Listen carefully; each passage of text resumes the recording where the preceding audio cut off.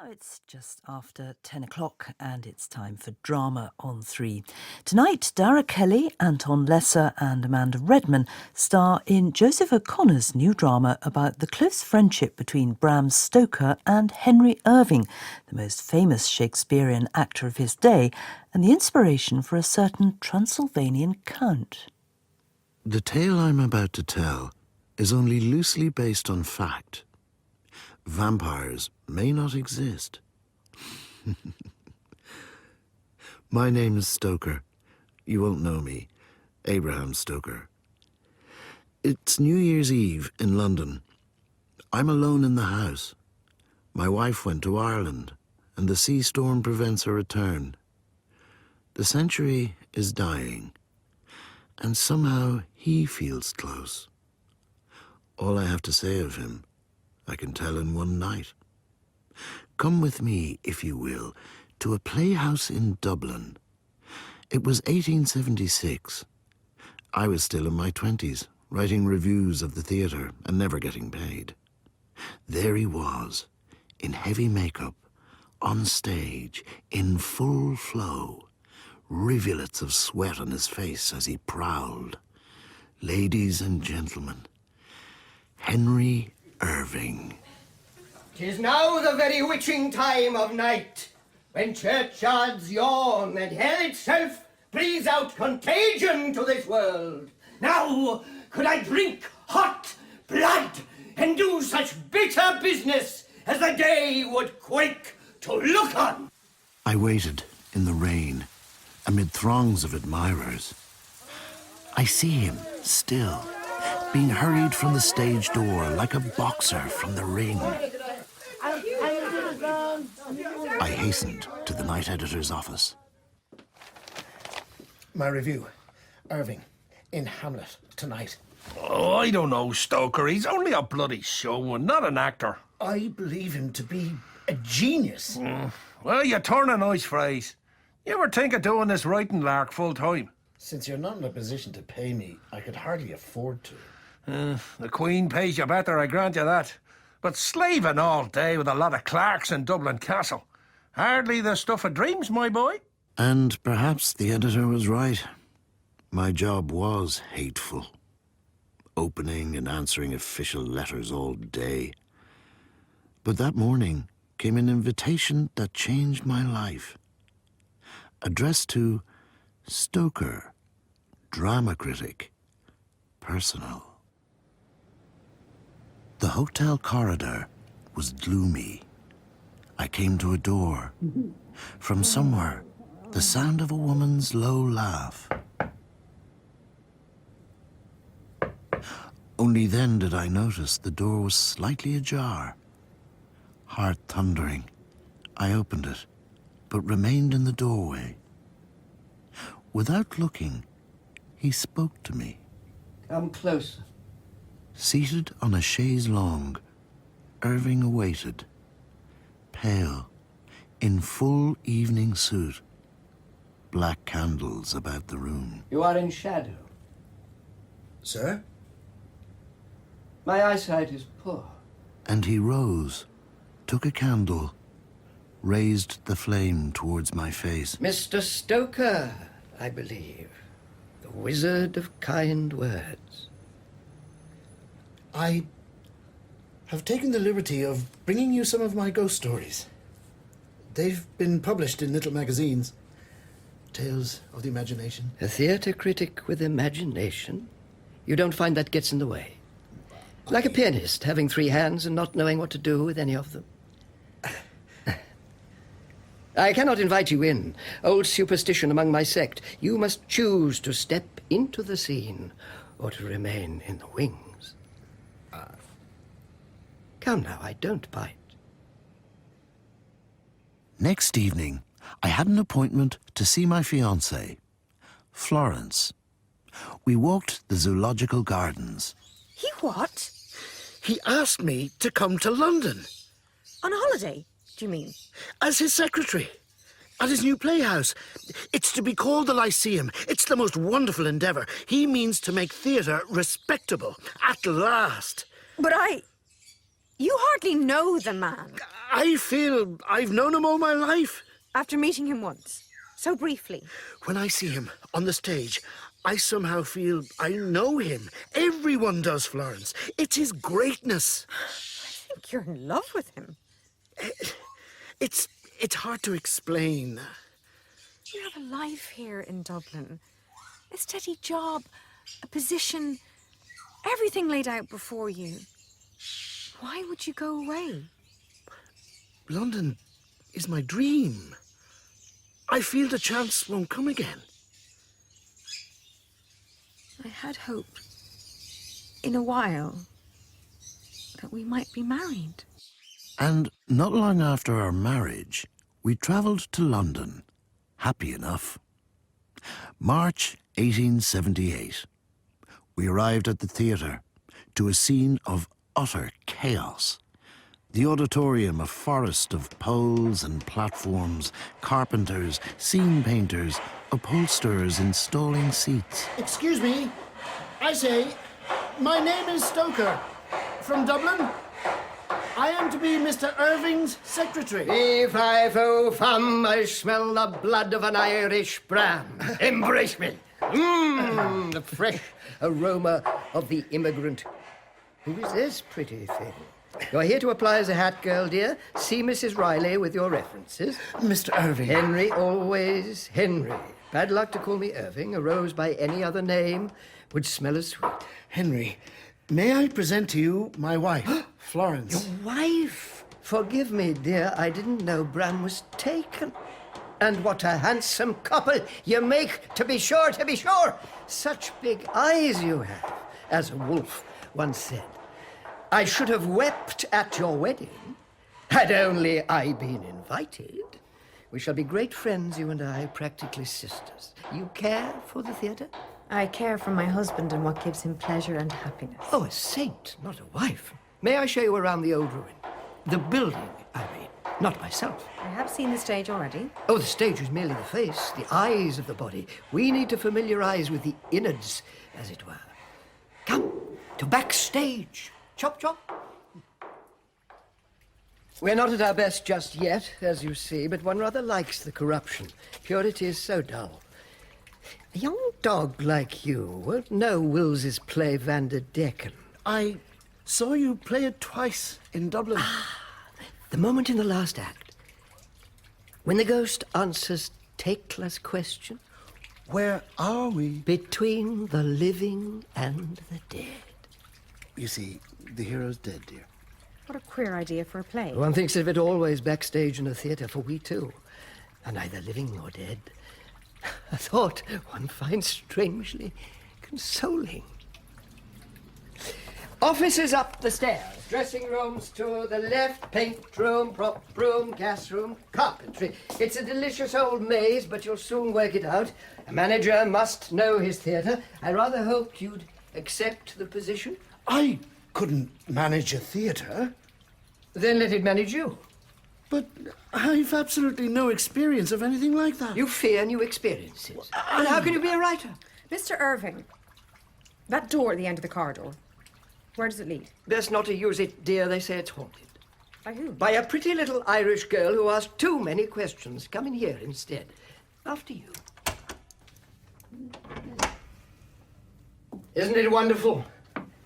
The rottenness. I call it my lair. This, my dears, is the beefsteak room. Where in the old days the beauties of society London were, what is the word? Entertained. It's a little shabby. Do you feel them? Be still. They're always here, I sense them.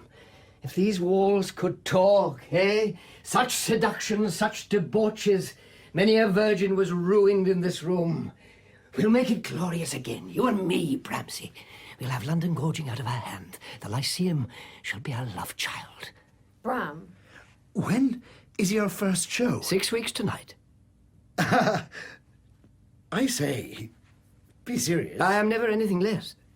You can't open in 6 weeks. Or even 6 months. There's no cloakroom, no box office.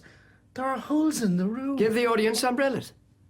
But I know nothing about the place. How many seats do you have? Oh, how should I know? You disappoint me, Bram. Such littleness in a big bear like yourself. I need to study the company's principal assets and capital. You're looking at it. I meant the accounts, the books. Oh, here they are. Cheerless reading, I'm afraid. Like a play by Bernard Shaw. The keys of the safe. Your office is behind the stage. But a theatre this size would require 150 employees. We need to discuss... I go. Look how I go. Swifter than arrow from the Tartar's bow. Farewell.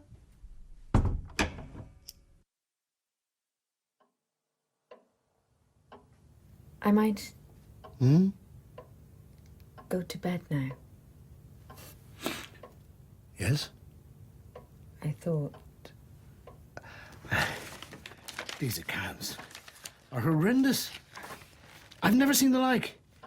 He appears to have borrowed from one bank in order to pay the rent and borrowed from 3 more using the loan as collateral. Then the costumes, the carpentry, the upholsterers, the curtains. Come to bed, Bram. In a while. But Bram, my love. Be patient with me, Florence. Run along. Enjoy your rest. Yes. Poor, dear Florence. Instead of counting my blessings, I counted seats. 438, 439, 400... Mr. Stoker? Oh, no. Can you? 429. Mr. Stoker? Yes. My name's Harker. I wrote to you about a position as a master scene painter. Pardon? You asked me to come in for a talk. What? Would you like to see my portfolio? Can you count, Mr. Harker? I think so, yeah. Count every seat in this theatre. Consider yourself employed.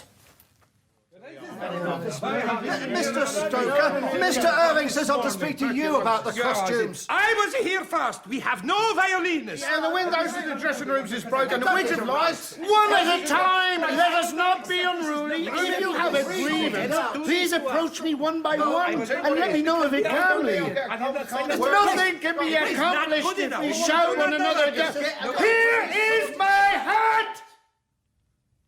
You will put it on your head. Only the person hatted has permission to speak. All other members of the company will listen in respectful silence. Now, let us go to rehearsal.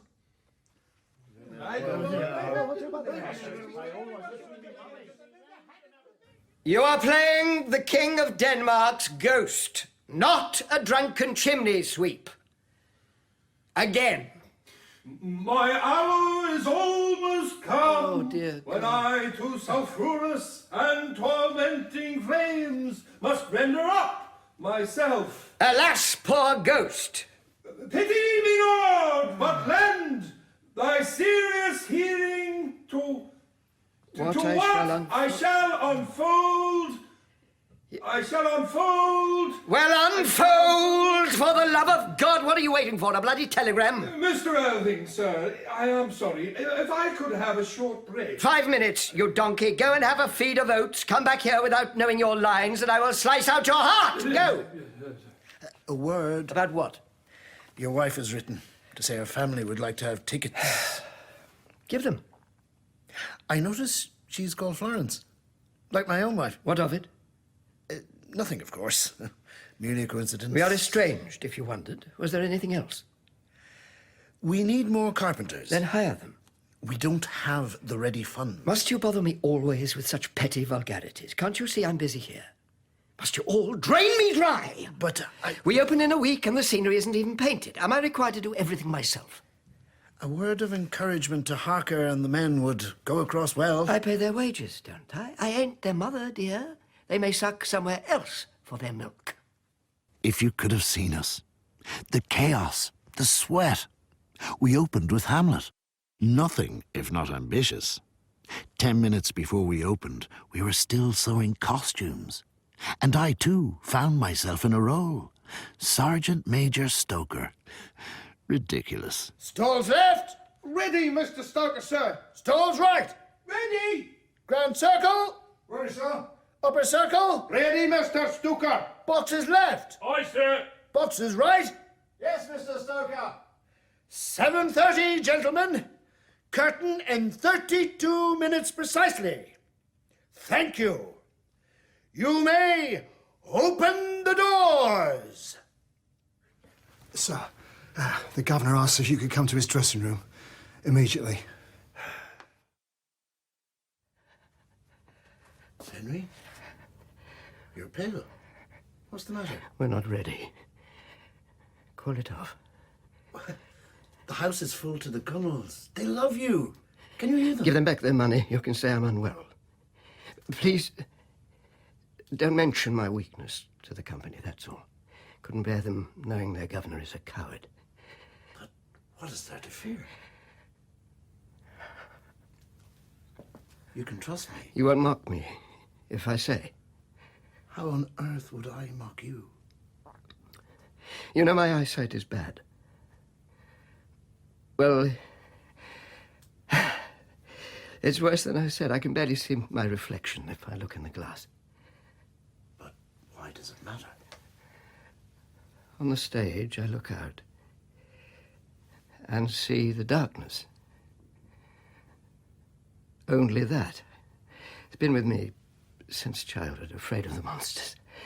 Henry. As a boy, I used to stammer. The masters would beat me, sometimes. Irrational thing. I think they're waiting in the darkness, willing me to fail, so everyone will forget me. Jumped up little salesman's son that'll never amount to anything. That's what my demons say. We all have our demons. No, you don't seem to have any. My father and mother left me when I needed them most. Emigrated to Europe. I was alone as a boy. I don't have your courage. I've no courage at all. I'm a dull clerk from Dublin. Nothing more. No, you have a core in your heart. You know what I have in mine? Nothing. How can you say it? Nights I have sailed, Bram. Into myself. Through storms you couldn't imagine. Evil apparitions. If you could see the thoughts in my head, you would murder me out of pity. Go out to the stage. Fight back the demons. If the fears come, stand up. Say the lines just to me. No, I can't. Look over in my direction and only say the words. Screw your courage to the sticking place. It's your destiny. It's waiting. The men and women working yonder, they have given all they have. Do you love me? Then give me your arm and stay a moment. I'll speak a word with my angel. Your angel? The most beautiful of all. The god of the artist. Erubescat sonatus. Erubescant ordines omnes. Ipsa illae pudoris sui interem trisis. Digestibus suis ad lucem et populum. Expavescente semel anno erubescant.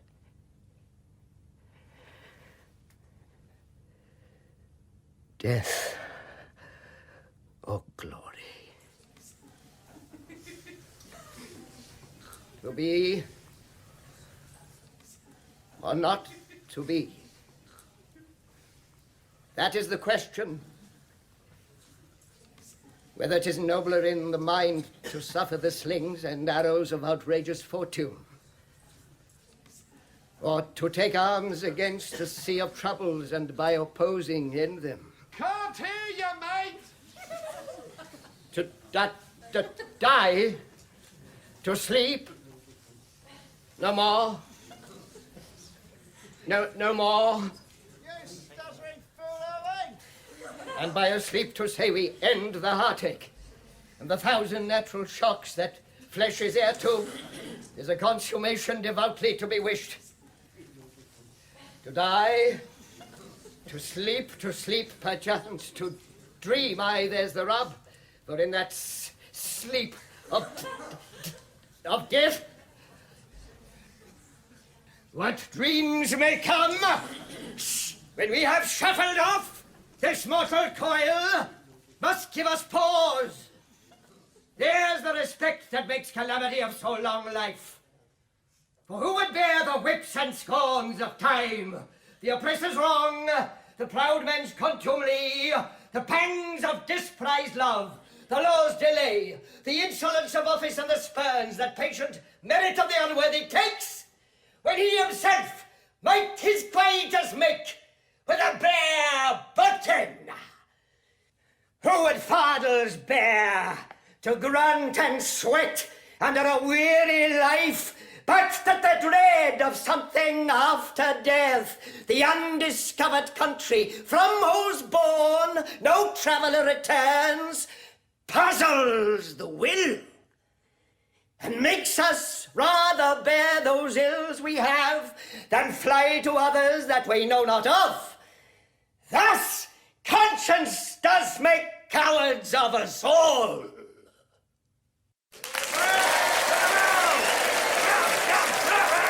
The party in the beefsteak room was riotous that night. But I had things on my mind. I must leave. Florence will be waiting. You're not permitted to leave. If you do, I shall curse you. You don't believe in curses? I believe in science. Ah, science. The religion of bloodless fools who fear truth. Read your Darwin, my friend. Even a fool is sometimes right. There was a time in earthly history when the apes could not speak. Then some found the power, while others disbelieved. And so, in every generation, a small brotherhood possessed powers that the rest of the apes don't believe in. I find the notion fanciful. Find it what you will. 3 times in my life I have wished an enemy harm. Each of them died in agony within the month. Never cross me, Bram. I give you fair warning. The party is only beginning. As I said, I can never go to sleep until dawn. Unsteadily, at dawn, I made my way home. In my hand, the morning editions. Magnificent opening of Irving's Lyceum Theatre. Triumph for Irving. He rises again. Bram, Yes. I was concerned at 6 in the morning. Ah, we had a little celebration after the show. It rather ran on. Everything went as you hoped. 1 or 2 little hiccups, only to be expected with so little time for preparation. You didn't get my note? I sent a boy with it last night. Oh, things were so busy, you see. I didn't open it, but thank you. For what? Well, I assume it was for luck. It was thoughtful of you. Bram, I sent for the doctor last evening. My love, what was wrong? I thought I was expecting a baby. But dear, that's wonderful. It turns out I wasn't. Dearest love.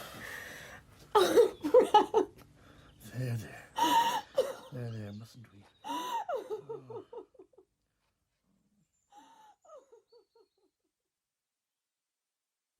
It was almost noon when I came back to the theatre. It was locked and shuttered. I opened the chains and went inside. I say, who is that on the stage? Henry? Is that you? Did you see him? Who? Over there. In the balcony. I saw nothing. Come to my office. Close the curtains. But it's a beautiful morning. I said close them. Now. You deaf as well as ignorant, you lumbering bloody oaf, obey me. I felt you might wish to go through the correspondence. There is a letter of congratulation from Tennyson, a note from Oscar Wilde, another from Dickens. Requests for interviews from the Times and the Illustrated News. How should I reply? Nothing from the palace. I thought the Queen might have written. The Queen? One would think she would want to encourage excellence, vulgar German trollop. You were happy with the evening? Ha! You ask Christ if he was happy with the crucifixion. I'll never forget the shame. I've seen a better play done by drunken beggars in the street. There were naturally first-night nerves, but the audience was delighted. You didn't see the notices this morning? Nothing scalds me like the praise of a fool. A masterpiece performance. Burn it. For heaven's sake. Don't talk to me of heaven when you have put me in hell. You and the other mediocrities who stained this place by their presence.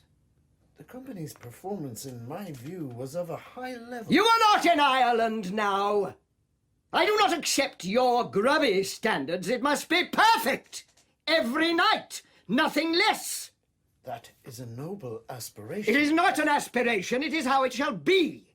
Anyone who doesn't wish to join me, there is the door. Only I shall have my pound of flesh before he goes. Where does this malice and fury come from? You dare to question Irving? No, it is you that shall answer. I see this rag contains a so-called story under your name. What of it? You are employed to assist me, not to write stories. I am entitled to every shred of your attention. You did not give it. You betrayed me. I write a little in my spare time. I didn't think you'd object. Get out, before I harm you. Oversee the rehearsal. When shall we three meet again? In thunder, lightning, or in rain? When the hurly-burly's done, when the battle's lost and won, that will be ere the set of sun. Where the place? Upon the heath, there to meet with Macbeth. Fair is foul, and foul is fair. Hover through the fog and filthy air. Mr. Stoker, what is it? We need a place to store scenery. I thought the cellars.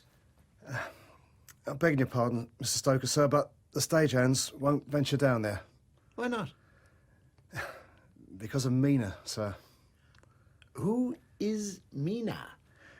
A girl who was murdered there in the old days. The hands believe she haunts the cellars. Bad luck to disturb her. Superstitious bloody nonsense. Mr. Harker, give me the keys. A rickety descending staircase. I felt I was being watched as I wandered those dark cellars. By candlelight, strange music from the stage far above me.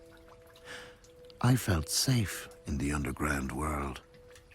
The drip of ancient pipes, the clank of my keys, my breath turning to steam, a room flooded with stagnant water, an overturned armchair gnawed by a rat, a gown hanging in a doorway, boxes of wigs, the tinkle of rusted bells, the eerie frame of a broken harp.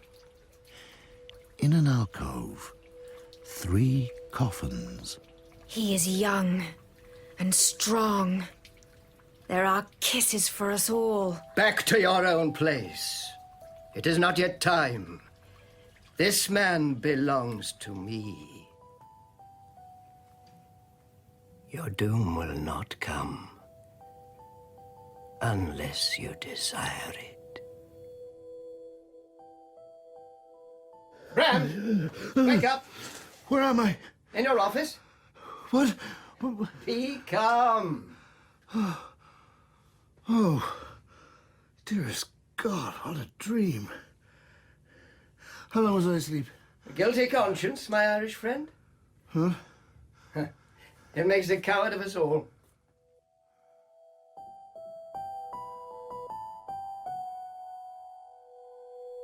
"10 years went by. I published a book, The Snake's Pass. The public could scarcely contain its indifference. On the ferry to work every morning, I gazed at the Thames, grey as a gull, dead as my hopes. And then came a year all Londoners will remember with horror, when murder stalked the midnights. £22 3 shillings and 6. £22 3 shillings and Make 8. a cracking play. What would? The Ripper. We'd pack the bloody house every night. I'm not sure one can buy the performance rights of multiple murder. People love to be disgusted. Human nature, you see. Fear is money, my friend. As Shakespeare knew. I do not see that Shakespeare has anything to do with it. Got everything to do with it. Look at the plays. Poisonings, suicides, mothers eating their children. Makes the Ripper seem a naughty schoolboy piddling in the vicar's porridge. I'm trying to count the taking. Pity and terror, Bramsey. That's what the Greeks said, the secret of drama. They knew a thing or two. The sordid depravities of the world are no subject for art. Oh, you breathtaking hypocrite. You are drawn to filth and horror like a worm to shit. Go on home to your little Florence, where you do your suburban duty, but you always suspect there's more, don't you, my love? Here is your so-called book, The Snake's Pass. Give me that. Excites you, don't it? To lift up the stone, see the maggots wriggle and gorge on the muck of your lust. You just don't have the language in which to express it. It must drive you insane with frustration. Stroked a nerve, have I, Bramsey?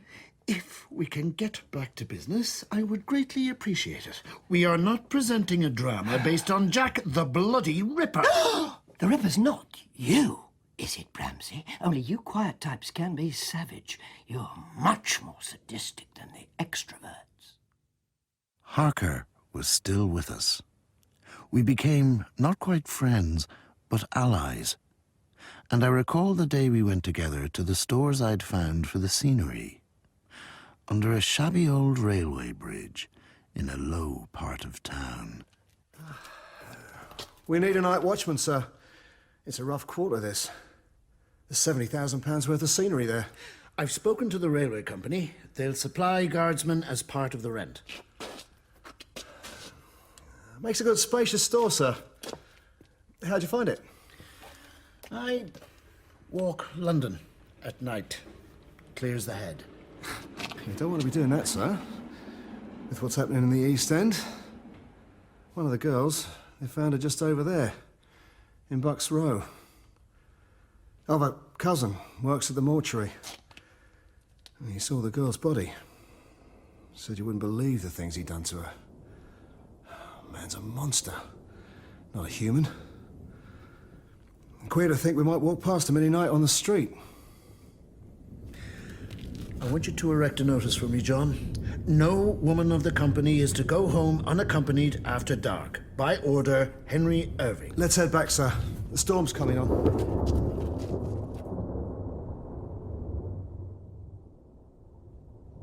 Ah, Bram, may I present to you the salvation of the world?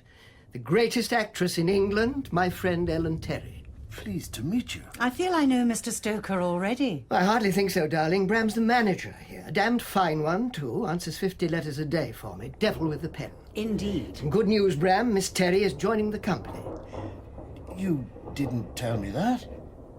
The sun rose this morning and will be setting tonight. Perhaps I didn't tell you that either. I feel I am interrupting a marital spat. Not at all. We just do it to warm ourselves up. Nevertheless, I must go. A great pleasure, Mr. Stoker. Oh, your new novel is in stock at Hatchard's, by the way. I said I'd spank the manager if it weren't. Adieu, sweet prince. Edible, ain't she? She is the highest paid actress in England. How are we to afford her wages? We are already in dangerous debt. You could always sell your body by the pound, not the hour, only you're getting a little chubby. Wifey feeding you up? Levity will not run this A theatre. little of it might help. I am supposed to be the manager, to share in the decisions. You seem more interested in writing these tiresome bloody books of yours that nobody wants. That is unfair. If you're telling me that having the greatest leading lady in the world is a mistake, I will be happy to cancel her contract, of course. You are being disingenuous. Who, dear? Me? Next day, I was at a bookstall on the embankment, leafing through the old poetry. Wind blew leaves in my face, and I happened to glimpse away. There stood the most beautiful woman I had ever seen. Good morning, Mr. Stoker. Oh, Miss Terry. Checking that they have you in stock. It's my wife's birthday soon. I had in mind to get her a book of love poems. What a beautiful gift. You are a romantic beneath that rather proper exterior, I think. Don't know about that. but she appreciates poetry. I should like to meet your wife. Does she come to the theatre? No, she isn't a night owl. You're not wearing your veil.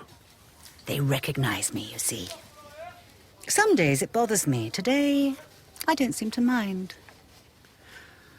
Are you going to the theatre now? Will you walk with me? Yesterday, I had a ruckus with one of the costume girls. She wished to dress me in what appeared to be a pair of old curtains. Some of the language I used wasn't ladylike, I'm afraid. She accused me of being vain. Imagine, an actress vain. A great artist is surely entitled to a moment of vanity. Vanity makes women weak. Pride makes them strong. Experience has taught me the difference. You know of my perfectly scandalous life, I am sure. I don't read the sort of papers that spread gossip and falsehood. Oh, it's no falsehood, I'm afraid. Rather a fallen woman. Married at 17, my children have different fathers. I always think it better to get the information out in the open when I meet someone I like very much. So what's your secret, Mr. Stoker? A proper sort like you. So polite and so shy and so full of reserve. But then your writing's so boiling with wildness and rage. Well, I was often sick as a boy. Till I was 7 years old, I never knew what it was to stand upright. My mother used to tell me stories, the old Irish folk tales. I found it thrilling to be frightened in safety. Some of your work has kept me awake all night. Me too. I suppose you studied literature at the university in Dublin. Oh, mathematics and science.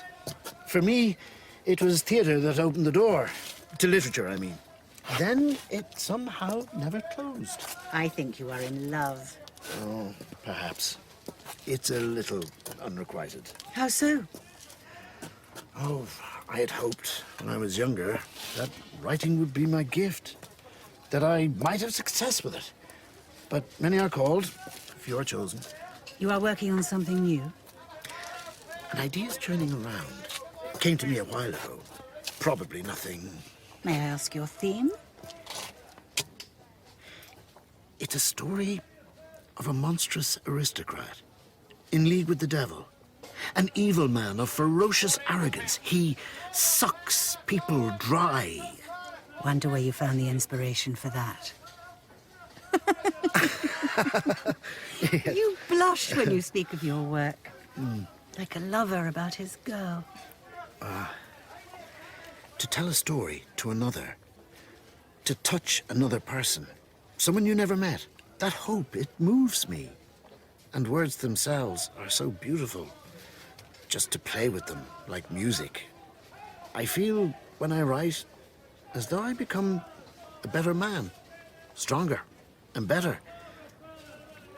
Silly, really. Not at all. Mr. Stoker, you are a mysterious fellow. Oh, a most ordinary one, I assure you. Well, here we are, at the theatre. Extra! Extra! Horrible murder! Another girl found last night. How terrible. A poor family. Mr. Harker, is something wrong? Who is this man and what is he doing on the stage? My name is Adam, sir. I'm a detective with the Metropolitan Police. I wish to speak a word to Mr. Irving. He's coming. What is the meaning of this interruption? It's about these murders, sir, in the East End. This play you're presenting at the moment, Dr. Jekyll and Mr. Hyde, we'd like you to take it off, sir. Why, sir? We're dealing with a savage madman. That much will be obvious. We believe pieces such as the one you're presenting might set him off, as it were, or others might be inspired to copy him. For heaven's sake, Detective, it's only a play. Well, I've been advised to insist, sir. By whom? I'm not at liberty to say. The police do not close theatres in a free society. I'll thank you not to take that tone, Mr. Irving. I am not one of your minions to be bullied. Dare you speak to Henry Irving like this? This theatre is its own kingdom, and I am its ruler. Here is a file, sir, on your private life. Certain late-night companions. Shame it were to fall into the hands of the curious. The decision is yours. We can do Othello tonight. I know Desdemona back to front. Over my dead body. Thank you, Detective. The Lyceum is happy to comply with your request. I'll not play the part. I warn you, I won't. Do shut up. Get rehearsing Othello. Poor Henry. For Ellen was wonderful that night. The greatest Desdemona of them all. It was 2 a.m. when I showed her to her carriage, and I walked for a while through the streets. The silence was unearthly in those nights of the Ripper. Filthy darkness, or the glow of the gas lamps through fog. I had a little to drink, and soon I was lost. I made my way down to the river. Oh, Mary, this London's a wonderful sight, with the people all working by day and by night. Who's there?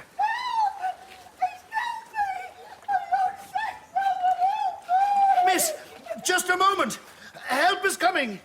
Just a moment. I am coming. Hello, Marjorie. Oh, Jack. His hands about my throat. I fought for my life. Suddenly, he released me. So now you know all. I imagine you suspected. It's the evil in me, isn't it? That drew you like a flame. I can't help myself, Bram. I need to spill their blood to think of all London talking about me. It was too much to resist. Every killer is a performer. My greatest role.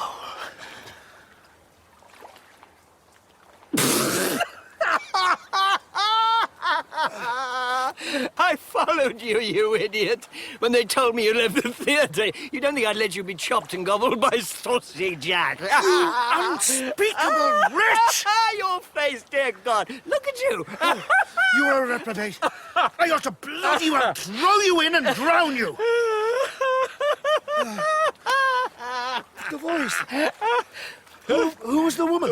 Help me, Bram! Bram, you're not leaving me here, are you? Bram! Bram!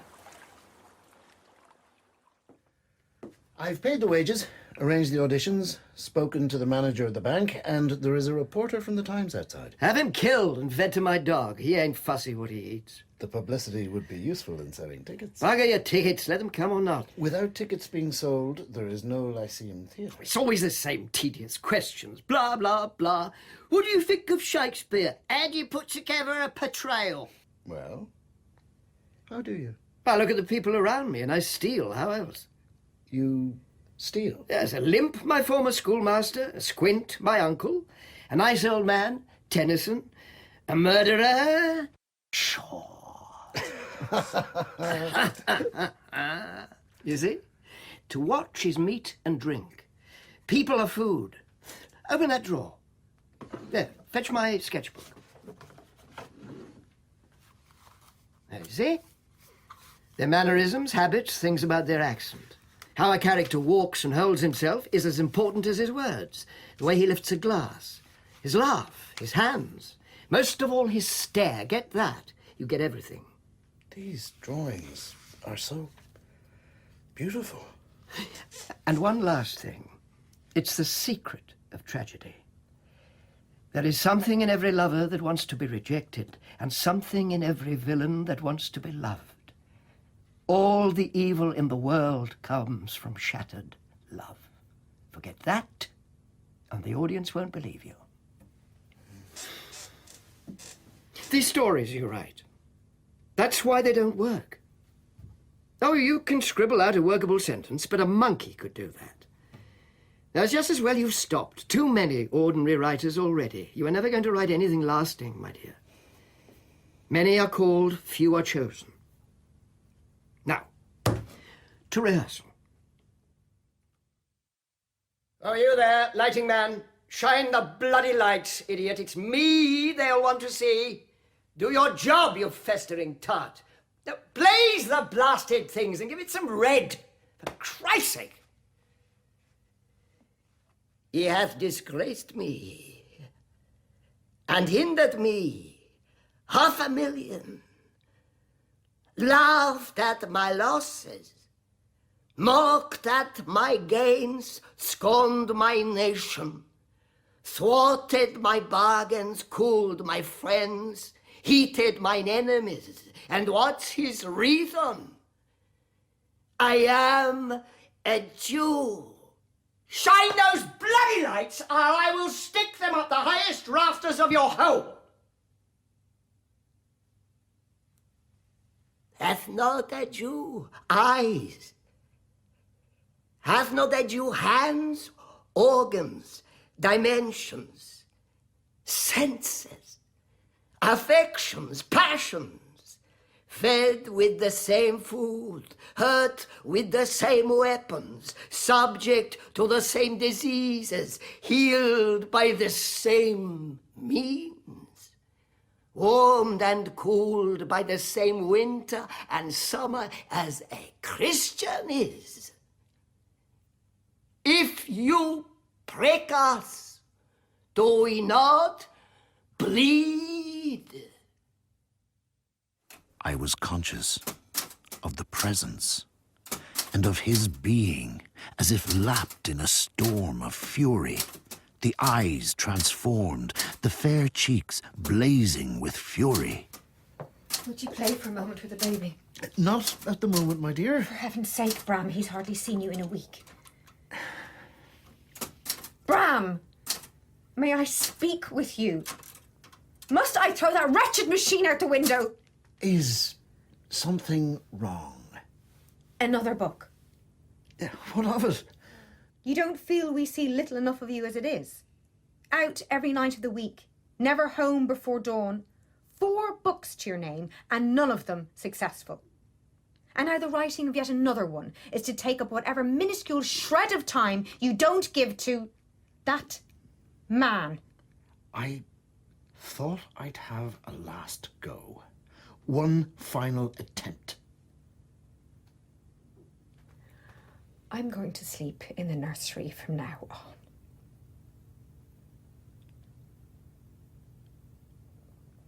You don't mind? Of course. If you wish. What brought this on?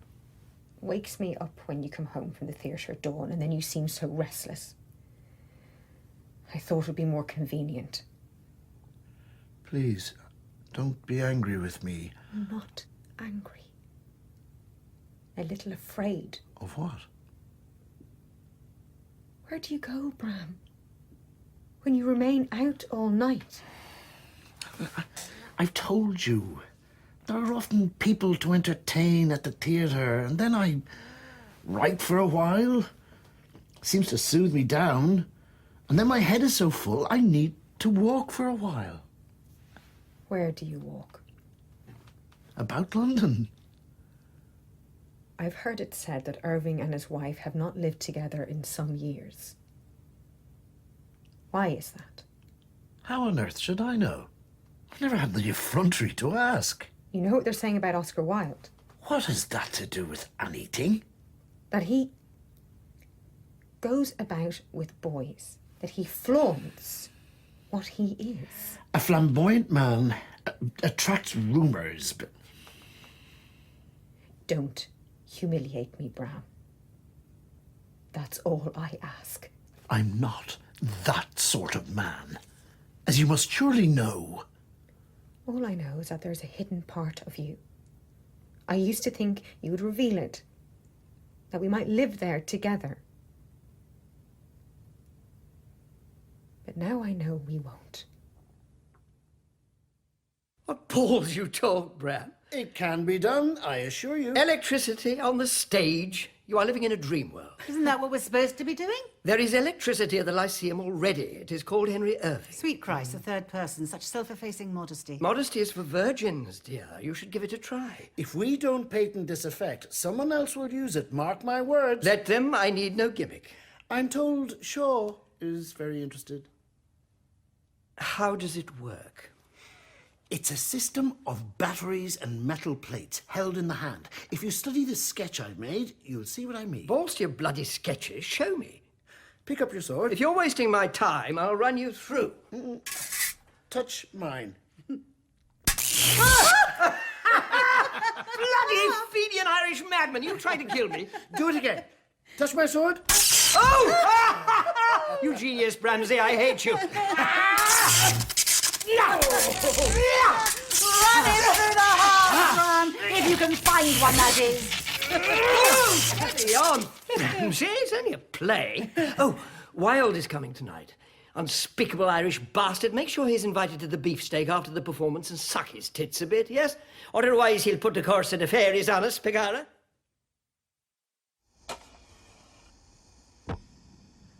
Still here, Mr. Harker. It's 4 in the morning. It's a ghost light, sir. Old tradition. You always leave one light burning when it's time to go home, so the ghosts can perform their own plays. Would you rather I put it out, sir? No. Leave it, Mr. Harker. We all need the ghosts on our side. The governor about? In his office with Miss Terry. He said they weren't to be disturbed. Oh, that wouldn't apply to me. Don't worry. Absolutely beautiful, Miss Garland. I say, you two, let's... excuse me for interrupting. We were rehearsing a scene. Bram?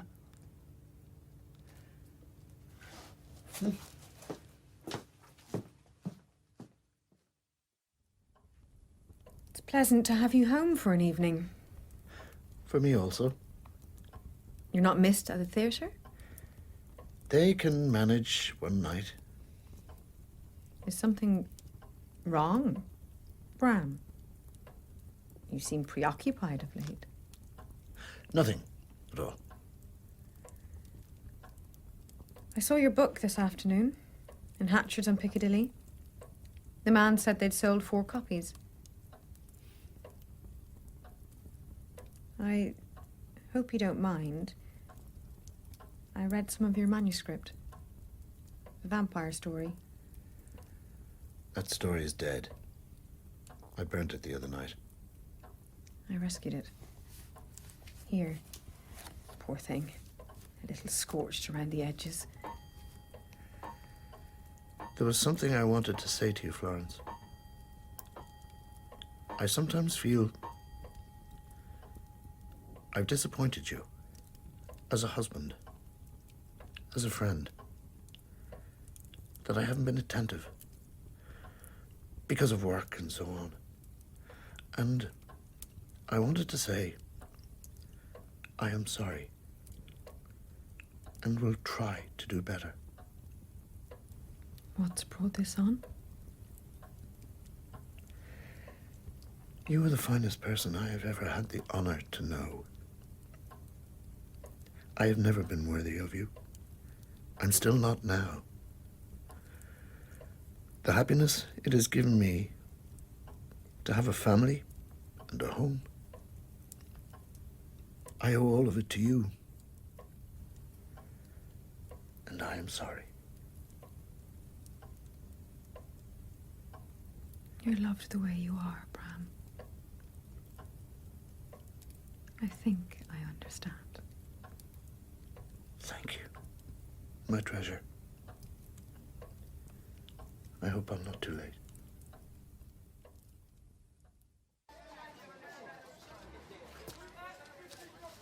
I've not seen you in a while. Things have been busy. I got you something. For your birthday. A notebook. I thought you could fill it with your beautiful words. I'm not a true writer. It was only a delusion, a vanity. One day you will write a story that will stop the world on its track. An immortal book, Bram. I know it. I feel it. You were wrong. Now I must return to work. If I gave you the impression we could be more than a friendship, I am sorry. I didn't mean to do it. I was so fond of you, I slipped. It would be very wrong of me to give in to the feelings you describe. I'm a married man, Ellen, with responsibilities. Do you think I don't know? If you weren't, dearest Bram, then you know what I would feel. So is he, by the way. Married, I mean. He doesn't live with his wife. He hasn't for years.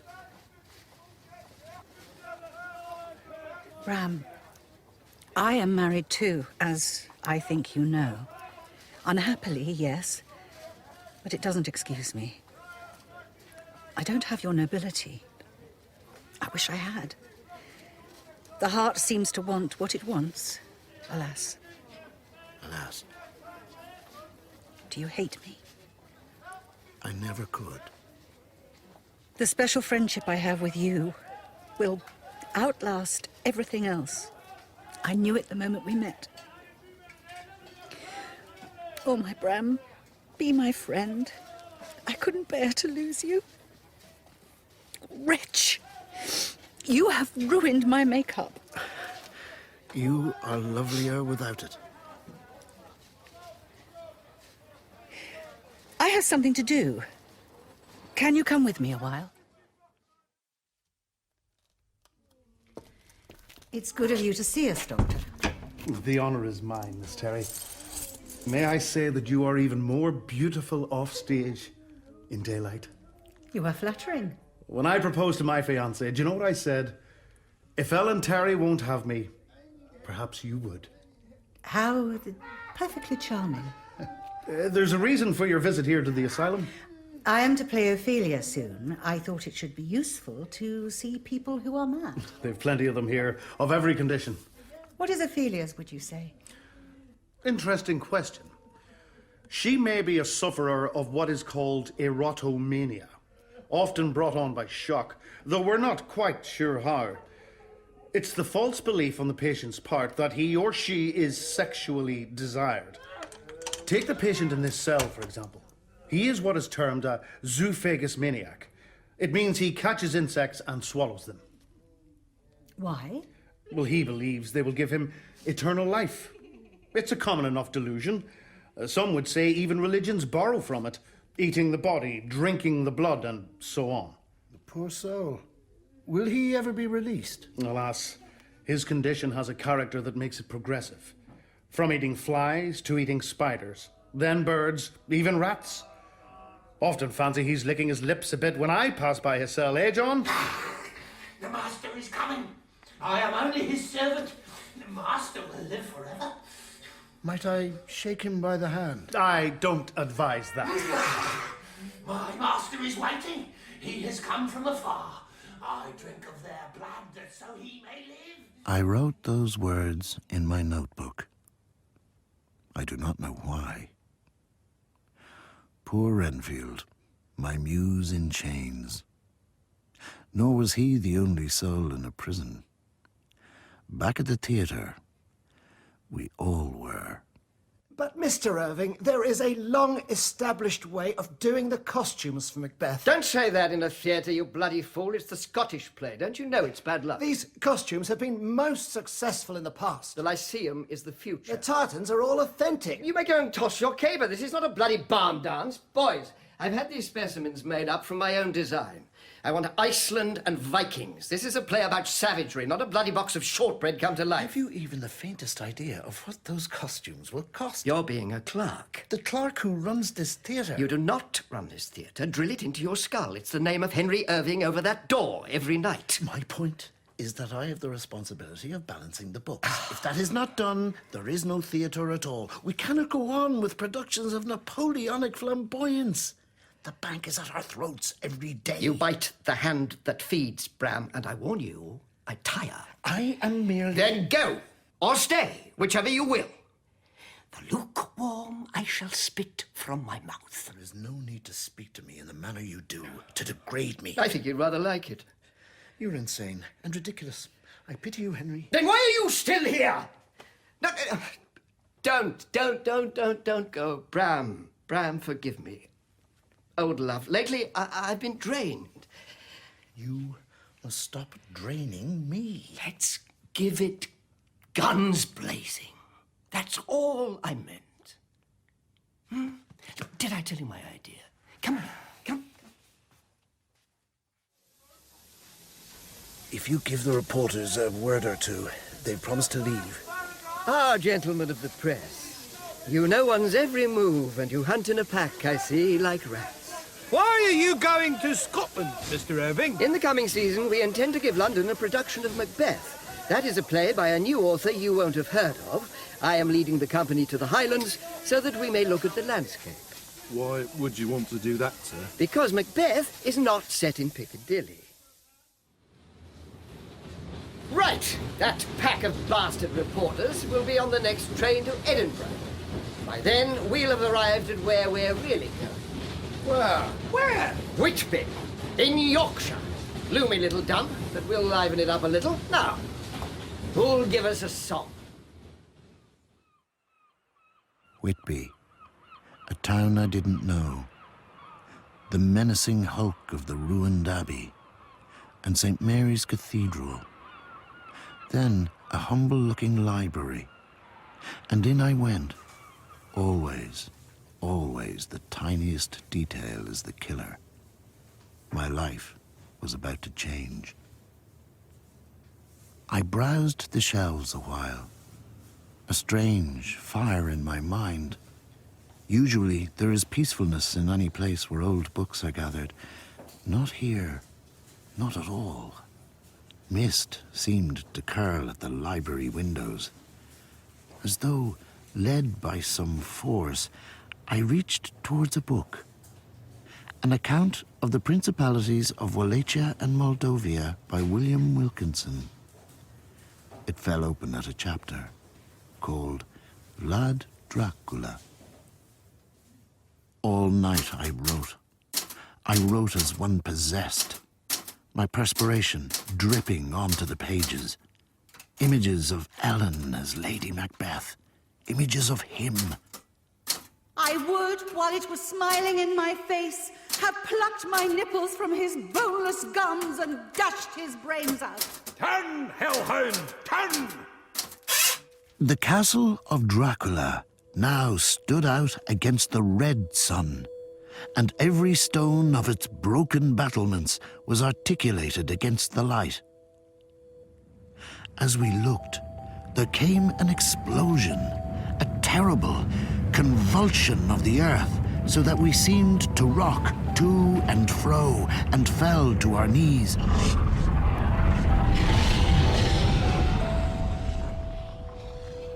Seen the papers this morning? Yes, Oscar Wilde jailed. the poor man and his family. Have his picture taken down upstairs in the beefsteak. But We can't afford the association. as you wish. Had you a moment to think about the matter I raised with you? What was that? My novel, Christ, not another. What's this effort called? The Undead. The unread, more like. I've made a play of it, so it can be performed and the copyright protected. Oh, and where did you intend performing this wonderful masterpiece? Well, I cannot allow amateur works by part-timers to be performed at the Lyceum, not a bloody music hall. We have standards. I'm obviously aware of that, since I have striven to help raise them. What's it about? A vampire. How original? I didn't claim it was original. Vampires have been done to death. It includes a strong male lead. Would you read it, perhaps? You expect Sir Henry Irving to play a bogeyman in a pot boiler? As a favour? Use the theatre if you must. Me, you don't use. Surely, as a friend. You are meddling with matters you don't understand. It's unwise of you, Bram. I have warned you. Now go. We pinned a notice to the door of the theatre.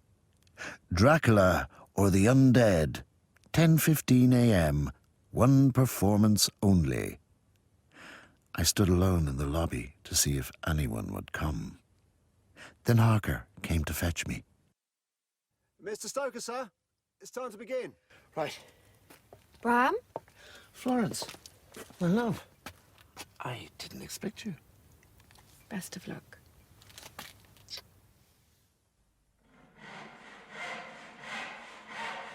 Yes, I am Count Dracula, my curious friend. I never invite a visitor to cross my door. Enter of your will. Lead some of the happiness you bring. The children of the night. What beautiful music they make. Stagehands and carpenters bemusedly watching the scene as the mop women swept the auditorium, ignoring it. An egomaniac who is also a leech, sucking everyone dry. Fiction is a wonderful thing, Bram. Master is coming! I shall catch him the flies! I do only my master's bidding.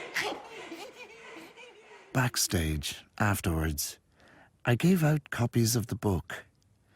An ugly mustard yellow colour, and its title in lurid red. Dearest friends, many thanks. You have indulged my vanity. Bram? I'm grateful. Henry is in his office and wishes to see you. I don't want to at the moment. I'll come with you. Shut the door. What did you think? Better not to discuss it. Bram would obviously value your judgment. Very well, if you insist. I thought it filth and irremediable rubbish. From first to last. This is what you've learned from your years at the Lyceum? Where Shakespeare was God, where beauty was our aim. You should be ashamed to have ever vomited such trash into the world.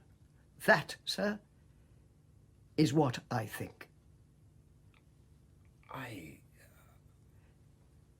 Tell the stagehands to get that set down. Now the pantomime is over. We've a play to perform tonight. How dare you talk to any man like that, let alone your friend and fellow A artist? little Irish clerk. That's all he ever was, Ellen. These pretensions to literature are the curse of his countrymen.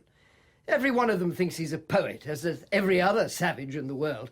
My theatre is penniless, and he's writing his stupid stories. I wish to Christ I'd never laid eyes on him, if you want to know the truth. He's held me back, that's what. You would be nothing without him. This place would be a ruin. He has given you nothing but service and love all these years, and this is how you reward him. Some are born to serve, that's what they're for. You arrogant pig! How dare you speak of Bram in that way? He is more of a man than you will ever be! Then go to him! God knows you've not been selective before.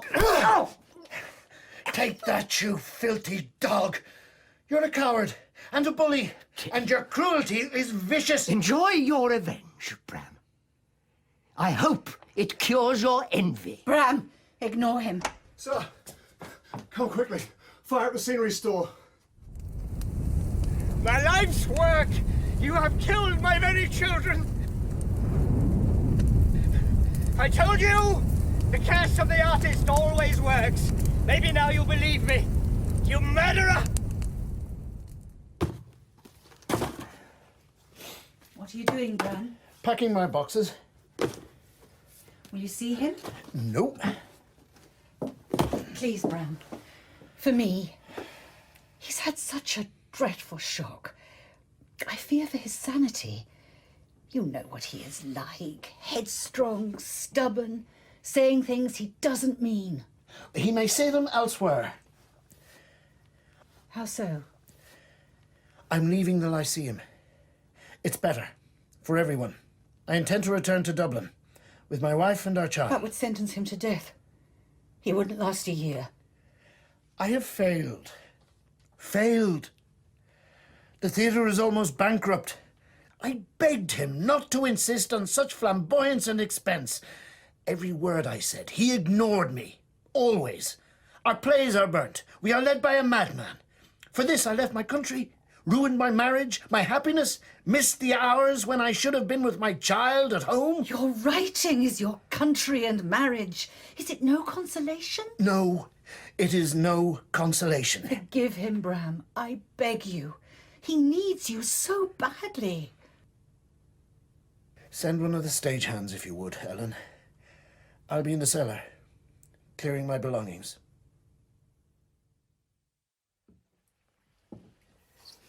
So this is where you come.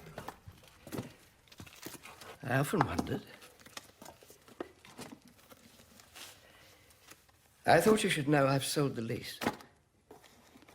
I'm closing the Lyceum at the end of the season. You had no right. Perhaps, perhaps not. What's done is done. And the actors. And Ellen. They will find other work. Do your arrogance and insensitivity know no bounds whatsoever? I have cancer of the throat, Bram. The surgeons are certain my voice will go first. To a gasp, I'm told.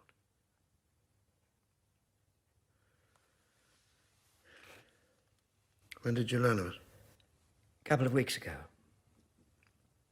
They weren't sure at first. There's a Harley Street charlatan says he can help me a bit, but an actor without a voice is a year without winter. No point, I'm afraid. There it is.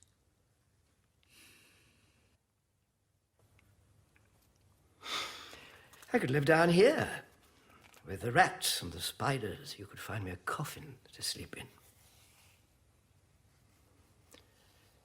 So this is where you wrote it, The boy's own book of vampires. Here. And at home. It will be a tremendous success. I don't think so. I know so. I have seen.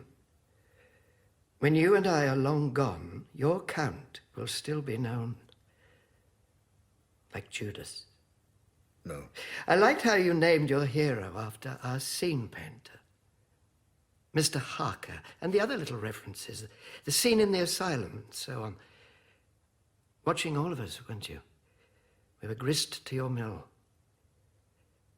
Who's the ripper now, old thing?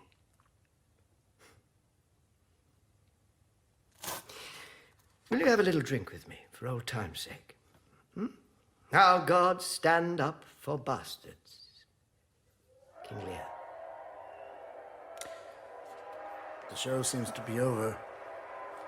Let's hide here a while.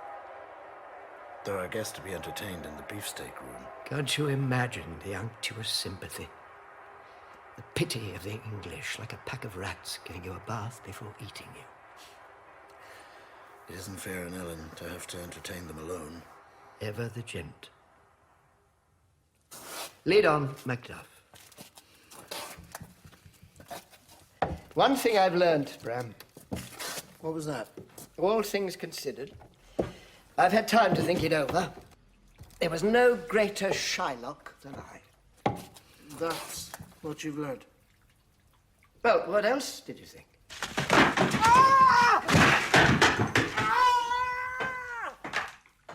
And after his fall, it is strange, my memory begins to fade. Not all that long afterwards came his farewell tour. We played little towns in the north, in Scotland and in Wales, and finally that night in Bradford. I see him in memory, leaning heavily on his walking stick as we approached. In the theatre's windows were notices, "Farewell, Henry Irving." Henry? Shall we go in? Ain't we early? I thought you'd like to settle in. Take a look at the stage, as usual. A little lost today. Don't know why. Would you prefer to go directly to the hotel? And dine? You know what I'd like? To take a walk on the moors every time, do you think? Certainly, if you wish. There's Haworth in the distance, where the Brontes lived. They were paddies like you. Were they? Father was born in Ireland. Buggered out of it, of course. All the best ones do. I love madmen and bitches. Always thought it would make a cracking play. Wuthering Heights, you know? What a thing. With me as old Heathcliff, monstrous bastard, and Ellen as Catherine. Her fire, you know? Never got around to it. Should have. Perhaps it isn't too late. Ah, Heathcliff on a walking stick with his cocoa before bed. Withered grey balls and a nightshirt. It'd be nice if Ellen were here with us. Like old times, eh? Yes. Oh, I've been given so much. I can't complain. But it wasn't given to me to have a happy marriage, nor was it given to Ellen. And I sometimes wonder, Bram, if it was given to you. You're so loyal to your wife that you never discuss it. Well, hardly at all, in 30 years of our friendship, but I do sometimes wonder. I hope you've had happiness. Every marriage looks strange from the outside, no? I suppose. We married hurriedly. She's a very fine person. So kindly and patient. We just didn't get on. But she is the mother of my child. I owe her so much. For me, the only family I ever had was at the Lyceum. You, Ellen, all our children when they'd come in. It's funny. It's those hours I remember now, not the performances or the applause. Well, of course, so much of everyday life is performance.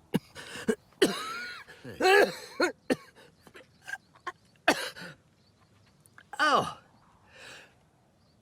I swallowed something the wrong way. Rest yourself a moment. I wasn't kind to you, Bram. About your writing, I mean, most contemptible weakness in any man, envy.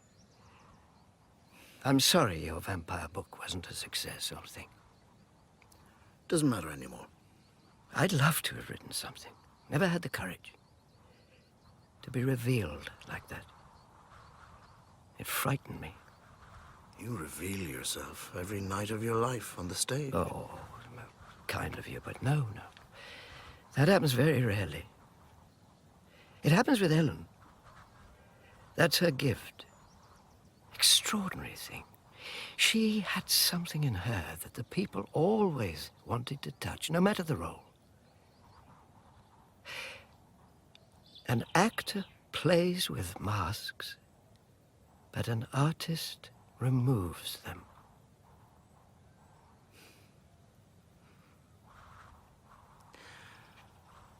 It's getting dark.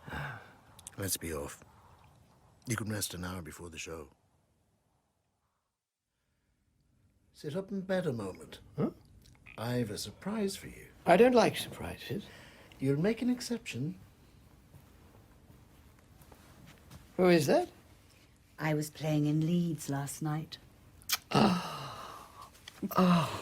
friend sent a message that you were here. But soft what light through yonder window breaks.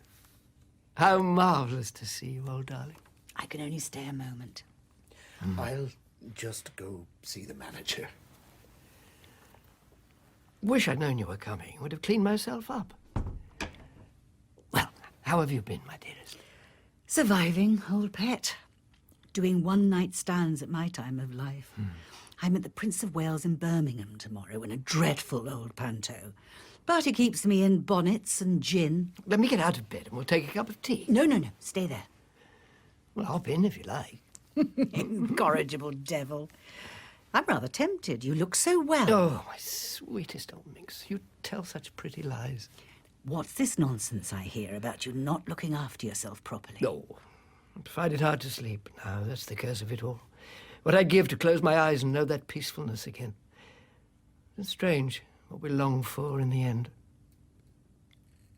So, your farewell tour. I don't believe it for a moment. Another ruse for rustling up interest, you fraud. They'll never allow you to retire. But even if you did, what a wonderful career you've had, haven't you, darling? Yes, a wonderful life of work. What have you got out of it, do you think? You and I are getting on, as they say. Do you ever think sometimes, as I do, what have you got out of life? A good cigar, a glass of wine, and some merciful friends. And a tiny little slice of immortality, of course. How so? Oh, my dear, you forget. You are talking to the undead.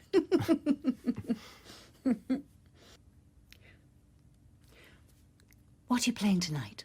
Thomas à Becket. They wanted me to do the bells, but then I rather changed my mind. Stubborn old queen. I like to make 'em dance. Well, then, I'd better go. Yes, you mustn't miss your train. There was always a bloody train to catch. Wasn't there, my love?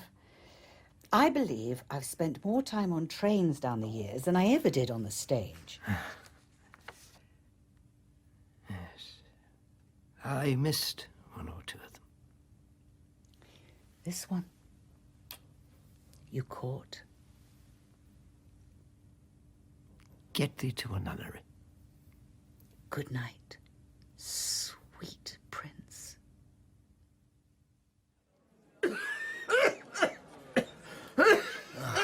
As a doctor, I must insist that you cannot continue, sir. The performance simply must be cancelled. I am Henry Irving, my friend, the first actor ever knighted. I don't funk a performance. Be gone.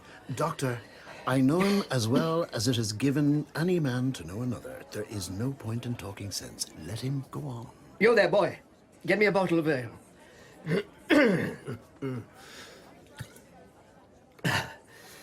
This is the North.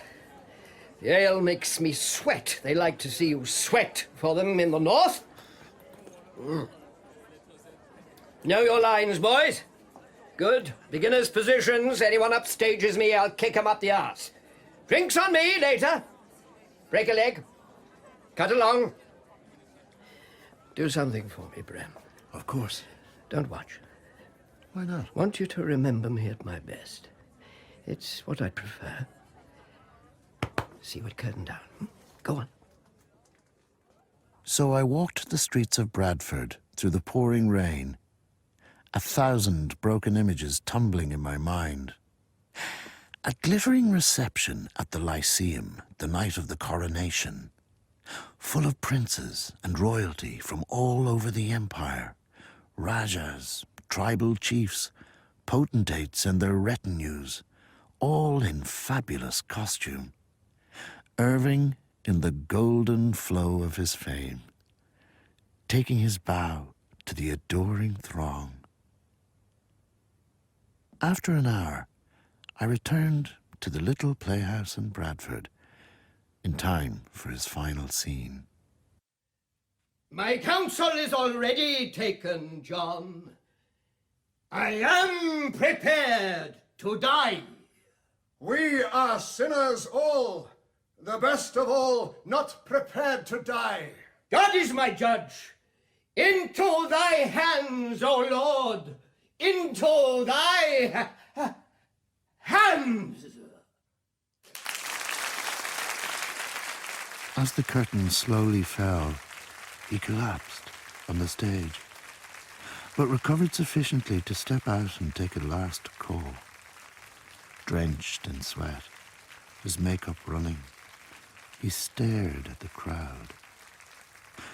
I stepped out from the wings to help him to the dressing room, where he gazed into the mirror, a worn-out shell. Did you get the money? Yes. How did we do? £4, give or take. The weather may have put people off. £4. Yorkshire bastards barely pay for the hotel. It will be better tomorrow night. Leeds is a good show town. To think I was once handsome. Look at me, Bramsey, face like a kicked-over cake. You've been feeling the taking up of your work again, after your illness. Now you're back in your stride, it'll be easier. Perhaps. How long are we together? 27 years. Sweet Christ. Still, it's good to have worked with an Irishman all that time. My first performance was in Dublin, and they hissed me. Like this. Like your bloody old count. I never forgot it. But you have made it up to me, Bramsey, for your countryman's treachery. Perhaps I have done the same to you for mine. Hmm? Might you do me a service, Bramsey? Anything. I've not seen my son in so long. He'd be 19 now. Could you telegram and ask him to jaunt up for a day or two? Of course I will. Muffle up your throat, old chap. It's a bitterly cold night. Call this an hotel, more like an abattoir with chintz. Let me sit a moment, Bramsey. I'm a little breathless on the sudden. In that alcove, the armchair. Oh, that's better. That's better. Now, I think a glass of iced champagne. You know what the doctor said. But Bradford is known for its champagne, dear boy. Tiny little sip to scorn the devil. Bramsey. I'll have a glass brought up to your rooms when you retire. Ah, the glib and oily art to speak and purpose not. Henry. Dearest God, you're such a mumsy. You drive a stake through my heart. Someone should. A mouthful of fizz won't kill Henry Irving. I'll drink any docker in the kingdom under the table and then recite all of Hamlet. Come on, then, you infernal nuisance. Into the lounge, over there. Oh, go and fetch it for me, Bramsey. I like to sit and watch the people. It's research, don't you know? People of food. Just a single half glass, mind. We've an early train in the morning. I'm going to the bar. Don't move from here. I sent the telegram, by the way. Henry. Henry? It's Bram. Henry? Fetch a doctor! Someone help! His coffin was the most majestic I ever saw. Massive, draped magnificently in bay leaves and lilies. It was carried into the packed cathedral to the sound of a soprano and choir.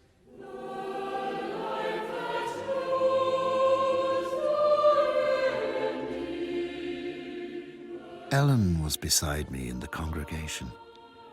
I remember her taking my hand as the coffin was carried to its place at the foot of Shakespeare's statue. Upstaging to the last. It was as seeing a montage of the old bastard on stage, raging at the crowd during our first night of Hamlet, fencing with Macduff, sparks flying through the air, rising from the trapdoor, sneering like the devil. That night, all those years ago, in Dublin, when you visited his room. Yes? What happened, my love, to make you give up so much for him?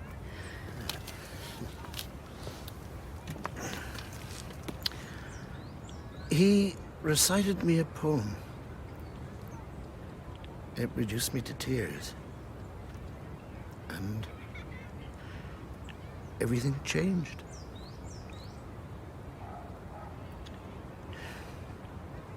Bloody bastard.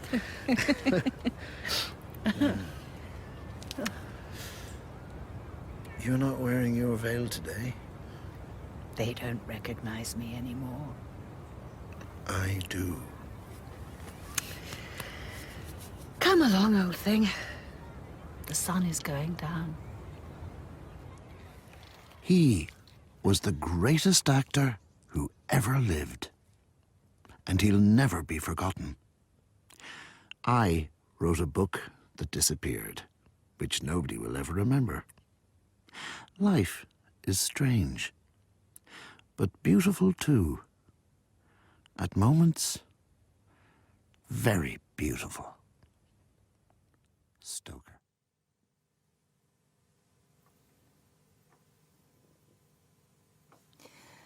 In Vampire Man, Bram Stoker was played by Dara Kelly.